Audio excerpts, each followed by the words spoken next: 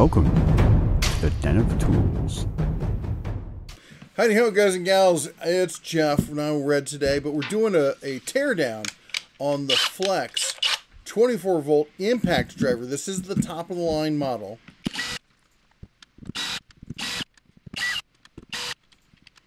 And we're going to be taking this whole thing apart, letting you see all the innards, at least the ones we can get to. Because I got to be honest, this is a little more difficult than a lot of the teardowns that I've done. And I've gotten inside a lot of these drills and these impacts. First of all, I want to point out here, in the mold here, this is PA6 here. So that's your glass infused nylon. And you look at all the mounting points there they have there for the overmold. That thing is on there solid. I tried at several different points to see if I could pry it loose, even get like just a corner and edge, and nothing. That thing is on there. Now, of course, it's not odd to think that this is going to be a nice crisp mold. I mean, it's a brand new product. It hasn't been running millions of the items. So that's your controllers, that's your circuit board, all that stuff that's in the drill that then talks to the battery, talks to the motor, does all the controls, all the fancy smart features and all that kind of stuff. As you can see there, it's in a nice deep aluminum heat sink. Here's, of course, the working part of the drill, but we'll get to that in just a minute. Let me dig out the trigger here, because that's the part people are always talking about, hey, replaceable items. So let's see what we got in here. Defond. Yeah, my eyes aren't what they used to be. BGH 1120A. So just, 30 seconds on Google, and I found these triggers everywhere. The easiest place to get them was on eBay. There were several parts places that have them. This is a company that's well known for doing these type of triggers. They're used in a lot of Milwaukee's. They're used in DeWalt's and a lot of other quote-unquote name brand products. Okay, now let's jump down to the bottom of the drill. We went over this real quick. I want to show you real closely there the controllers on this. That's not just a conformal coating on there. This thing is sealed. They say waterproof. I would probably say water resistant, but I don't know. Go check out Stanley the Dirt Monkey. He ran that thing underwater. He really did. And this is the motor we keep hearing about. I know a lot of you like to make fun about the sensor-free brushless tech, but I got to tell you, I mean, granted, there were a lot of marketing buzzwords in the demo they released. That's not a marketing buzzword. That's actually real tech. That's actually really hard to do. And that's actually what's going to lead to longevity with the device, because it's those sensors that can get destroyed fairly easily from a drop or fall or damage. Anyway, it's an important piece there, and it's a good thing that it has it. Here we see the motor there. You can see some of the balancing marks on it. Very tidy, well-made little thing. The only thing plastic on this here that we've seen so far is the fins themselves, and that's not a big deal. You got bearings on the front and on the back. Now, of course, this is a canless or caseless motor, as it's often referred to, which means the chassis or the frame, the mold, has to be the mount. And that's where you got to have some really good, mold makers to be able to engineer something like that with this kind of precision. Listen to this. That's in there snug. Anyway, this thing, well, let's talk about this. So the first thing is that little trigger release, and I wanted to see how that works, because I got to tell you, I'm surprised more people didn't have that. It's just a simple lever kind of thing. It's really dead stupidly simple. Now, as far as getting to the insides, that was harder.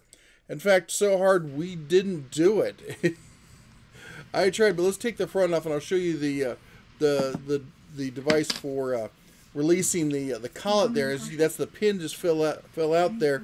You got to have that rubber mask on there. That keeps the pin from sliding out to either side. It's really interesting engineering. Let me see if I can show you inside of it at least a little bit here.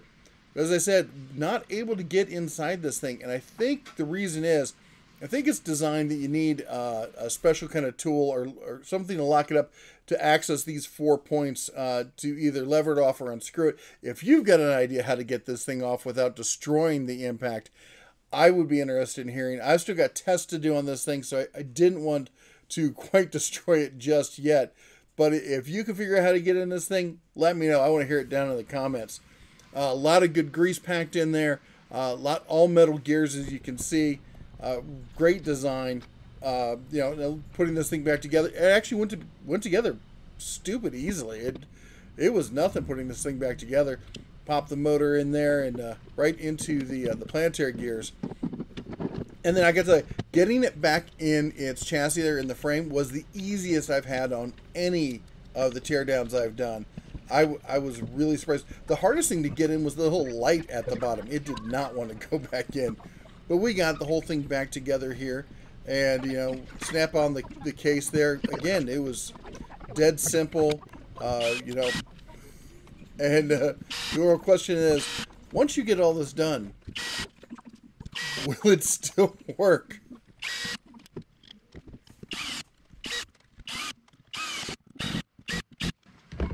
Well, time to see if I have a clue about what I'm doing here. Let's slap a battery on it.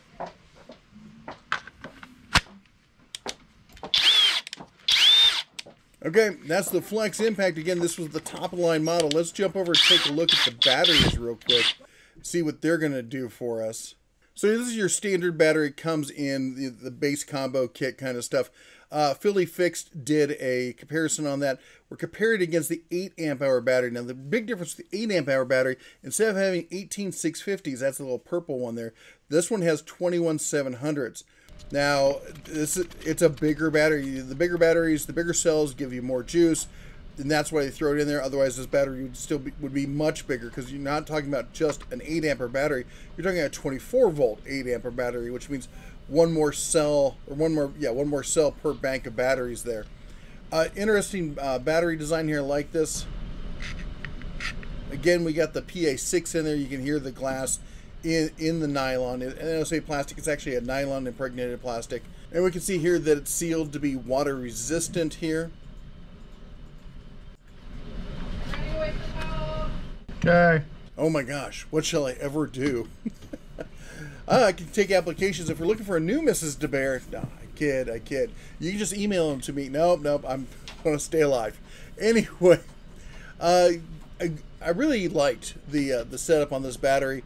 I will say this, getting into it was, getting into the cells itself, it's a challenge. Now, let's take a look at the board on top, because that's what we got right now. Again, we got conformal coating everywhere. Just want to show you real quick. There's the vent holes, because remember the charger blows air through this thing. So we'll show how it gets through. Look at the mounting points on this. We talked about it before. Here's an M18 board just for comparison, just so you can see the difference in the construction on these two batteries. This thing is, talk about overbuilt. Now, this coating on the side, it's kind of like a wax paper kind of thing. You know, we're going to peel it back here just to show you.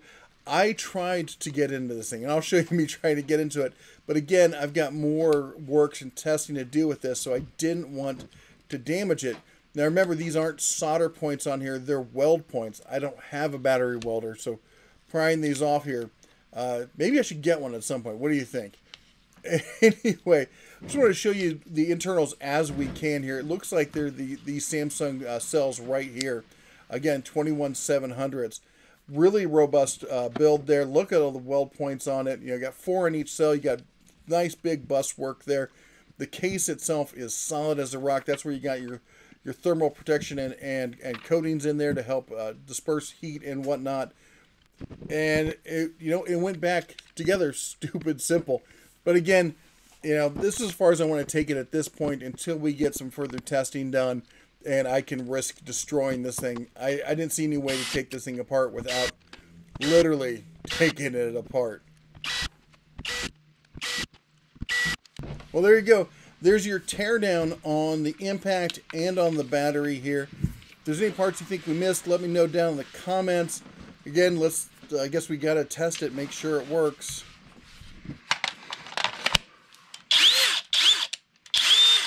Anyway, that's all I got for you today. You all take care, God bless, and as always, shine on.